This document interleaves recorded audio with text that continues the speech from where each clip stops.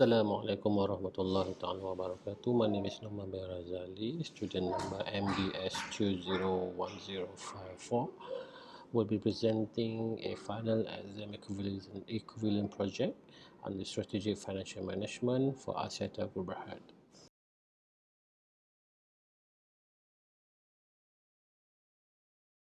Axiata Berhad or Axiata is an Asian communication conglomerate with controlling stakes in telecommunication firms in Malaysia, Indonesia, Sri Lanka, Bangladesh, Cambodia, Nepal, Pakistan, Myanmar, Laos, Thailand, and the Philippines.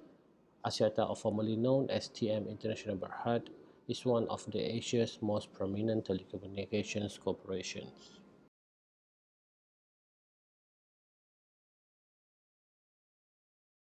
The company focuses on emerging markets with rapid growth and low penetration. Through its subsidiaries, the corporation provides a comprehensive range of telecommunications and consulting services to customers in 11 Asian nations. India media released in 2020, it was announced that Axiata has approximately 157 million subscribers across Asia and a group revenue of 24.2 billion in 2020. It was also reported that the company employed 12,600 people in 10 countries.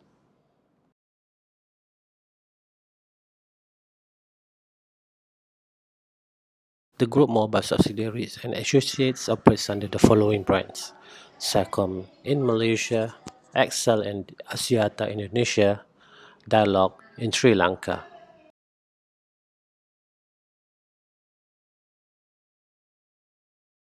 Robi in Bangladesh, Smart in Cambodia, and Encel in Nepal.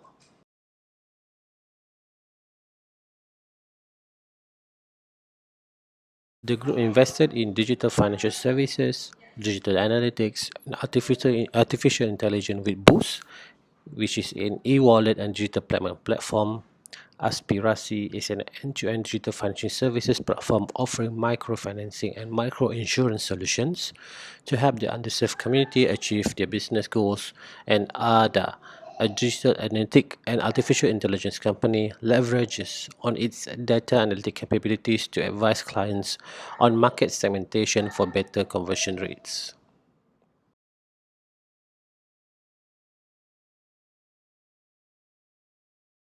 Axiata received 8 regional honours, including Asia Pacific Telecom Group of the Year for the sixth time since 2009 at the 2020 Frost and Sullivan Asia Pacific Best Practices Award for its operation in numerous Asian markets.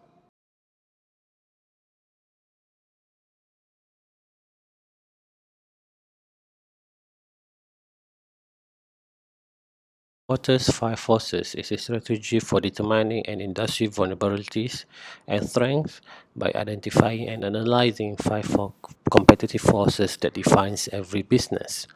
A five-force analysis is widely used to define corporate strategy by identifying an industry structure. Porter's model can be used to understand an amount of competition within an industry and improve companies' long-term profitability in any sectors of the economy. Using five forces analysis, Asiata's performance and competition can be analyzed considering the telecommunication industry is one of the most challenging both in technological advancement, competitiveness and consumerism.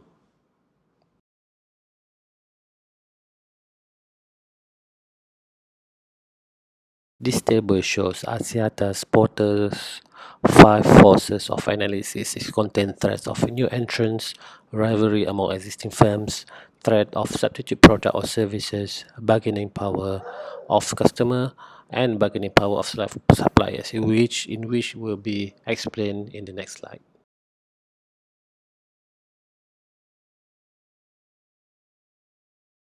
The major hurdle of the new entrants is mainly the huge capital to build the related telecommunication infrastructure, including the technologies, data management, and customer relation management system, among others. This issue is not unique in Malaysia. It has been proven in other countries such as Oman and Kenya that see fewer new entrants to the industry, except it has been backed by the huge telecommunication conglomerates.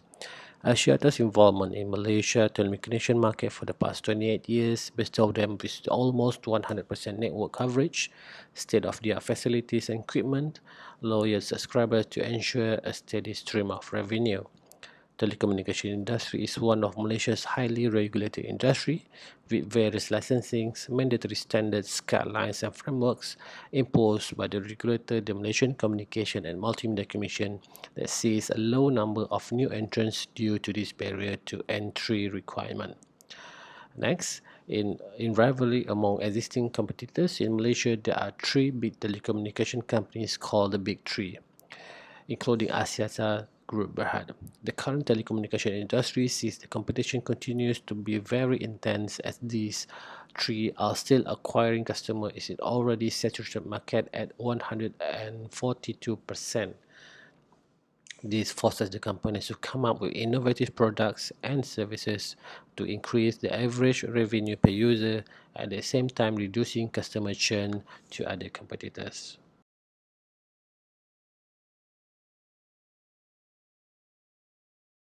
Bargaining power of customers, well informed consumer is the main reason Axiata's customer has a high customer bargaining power. This information is supplemented by various sources such as mass media, social media, word of mouth, and advertisement, hence the ability to scrutinize and choose which product and services best suit for them. Better product and services and also value-added services offered by Axiata's competitor to obtain Axiata's customer is also one of the reasons bargaining power of customer in Axiata is high. Next, in the bargaining power of suppliers, suppliers have a limited bargaining strength. There are plethora of alternatives available that provides varying levels of data accessibility for the same price. Providers have great negotiation power when buyers have limited options and low bargaining power when buyers have a lot of options. The prevalence of alternative inputs is considerable, therefore the greater the number and proximity substitute of inputs, the lower the supplier's bargaining power.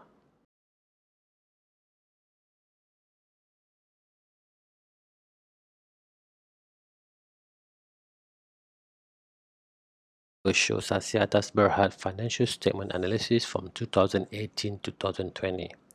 If you see on the return of equity, the ROE of Axiata was increased from negative 2.14 to 0.082, however dipping slightly to 0.026. In a similar industry where average ROE is 13.2, which is dramatically higher, shows that Axiata may have a problem giving a good return for its stockholder.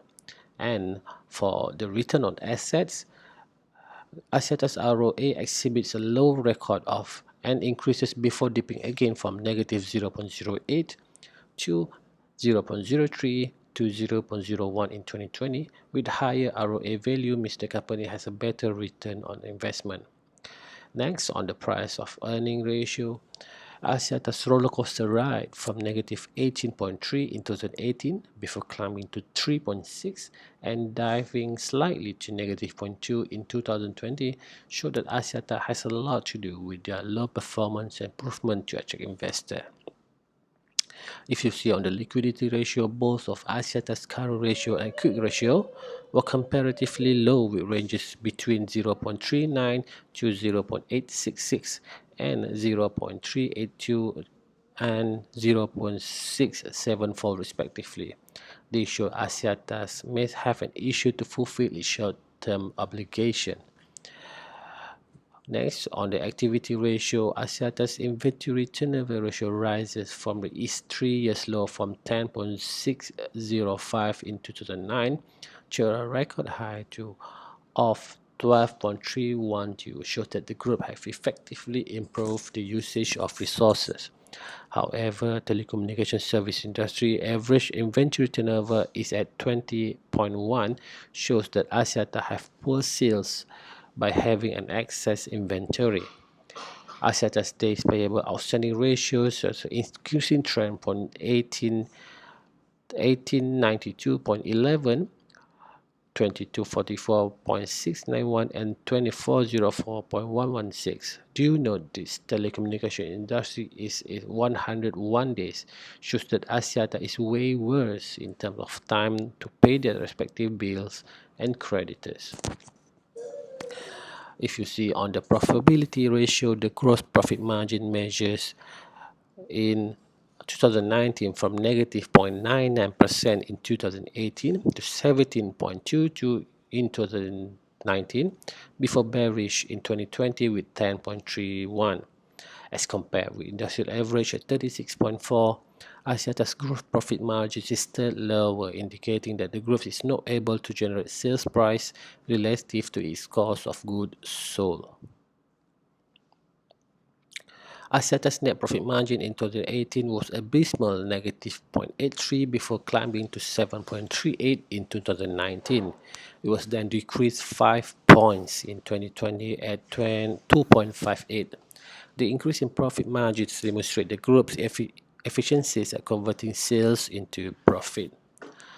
And to its debt ratio, the ratio is more than in Axiata's case, this recorded a disappointment 1.751, 1.993, and 1.845 from 2018 to 2020 financial year respectively. In this regard, this is considered a risk and urged to reduce its debt to equity ratio. On the other hand, Axiata's debt to asset ratio indicates a positive performance below 1.0 throughout 2020, 2018 and 2020.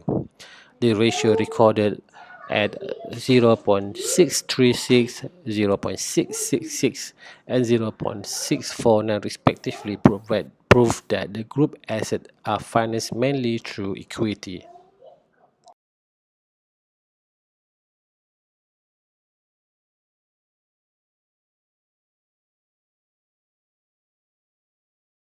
Debt ratios are used to determine how much a debt company utilizes it to support its operation. It also analyzes a company's capacity to pay back its debt.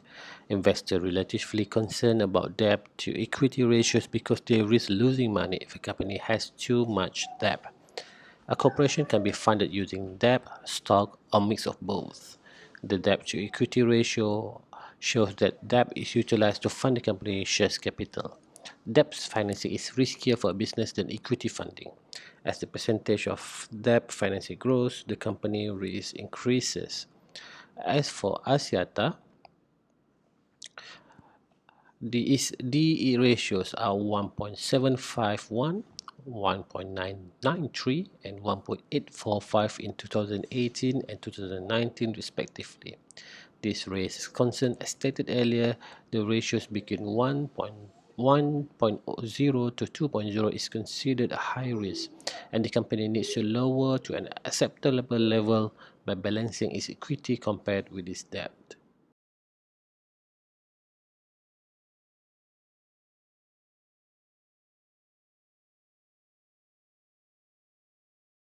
The impact of COVID-19 as well as continuous competition adversely on income in the telecommunication sector. Border closure and travel restriction reduced migrant segment, roaming earning and subscription. Retail closure as a result of an MCO had an impact on device sales, new activation and physical reloads. Furthermore, the unfavorable economic situation impacted consumer spending, with consumers either reducing subscription packages or cancelling services, resulting in lower subscription. Our revenue has been eroded as a result of increasing competition from OTT messaging apps such as WhatsApp and Telegram. To attract new customers and maintain current ones, the service provider continued to participate in pricing war, offering greater product diversification and more appealing packages ranging from unlimited data plans to bundle packages with smart gadgets.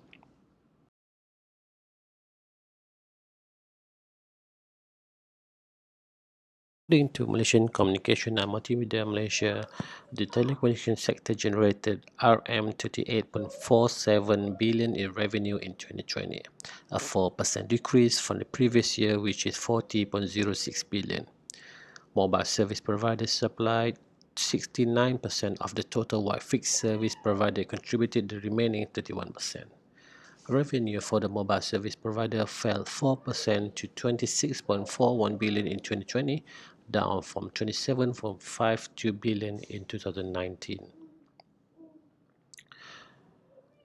Total earning before interest, taxes, depreciation and amortization EBITDA and profits before interest and taxes EBIT margins in the telecommunication industry improved in 2020, with EBITDA margins averaging 43.3% and EBIT margins averaging 24.5%.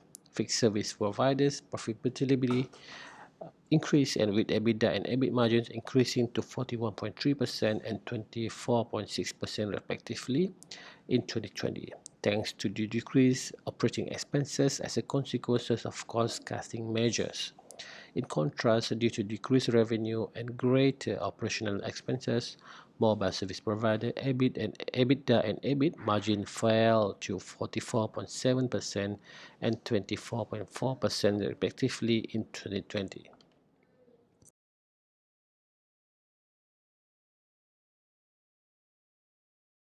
Is from the information provided, the six important financial indicators of Axiata's annual report were used to forecast the future of the company.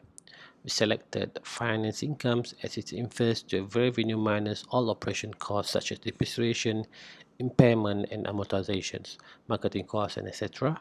And profit for the financial year will be the significant value for both company and shareholder. Both total assets and total liabilities will become the testament for the company's strengths and Achilles heel. The coronavirus COVID-19 outbreak is causing widespread concern and economic hardship for consumers, business and communities across the globe, including Axiata. The crisis raises a number of unique challenges, including uncertainties to future business ecosystem and multiple revisions to financial forecast calculations. As shown in table here, by 2028, Axiata will have a financial income of 33.27 billion with reduced cost of sale at 20.58 compared with 2018 with 22.89 billion and 26 and 27 billion respectively.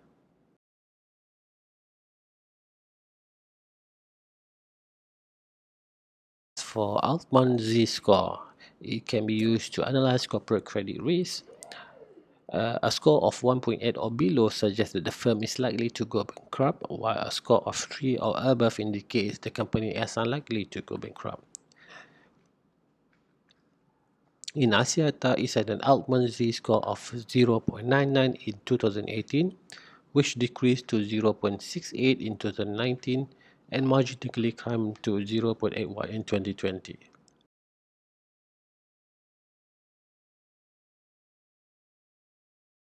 Compound annual growth rate or CAGR is used to calculate the rate of return on investment. Using CAGR, we have forecast the firm will be expand at the similar rates as in the previous year. Axiata recorded CAGR at 4.195% in 2018, decreasing in 2019 to 2.146% and continued to plummet in 2020 at 0.301%.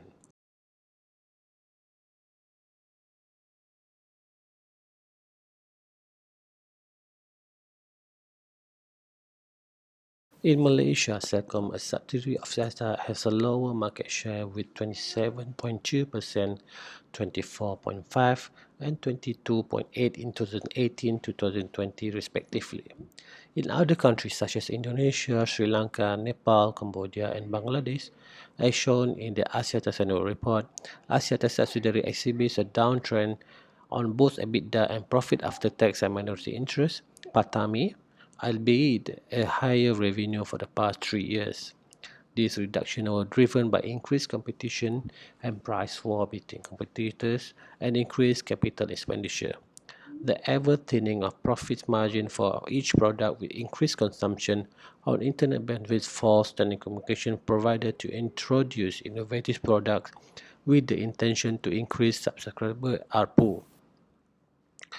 Telecommunication sectors, notably in Malaysia, sees fixed broadband penetration remain less than 40%, providing ample room for growth, as working and learning from home and greater data consumption will drive fiber to the home adoption.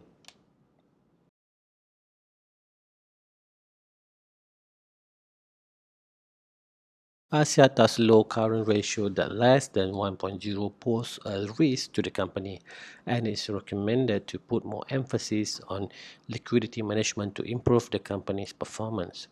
Understandably, the company liabilities are more than its assets with the intention to increase the capacity and network coverage. Notwithstanding, this will reflect the financial statement and may impact negatively to the impression of the investors. It is recommended for Axiata to pay more attention to the fluctuation of its current liabilities not to exceed in year-end, hence leaving a good impression in the annual report.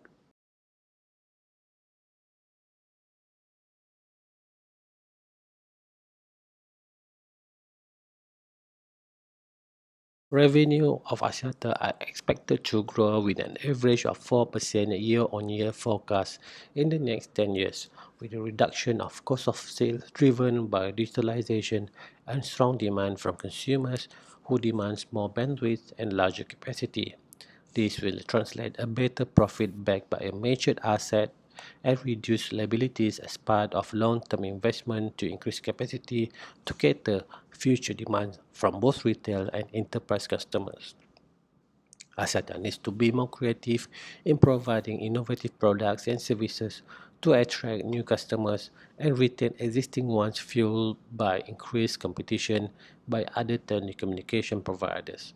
The COVID-19 pandemic have made Axiata more resilient in facing economic uncertainties and more prudent in its financial expenditure to balance its operation and healthy dividend to its shareholder.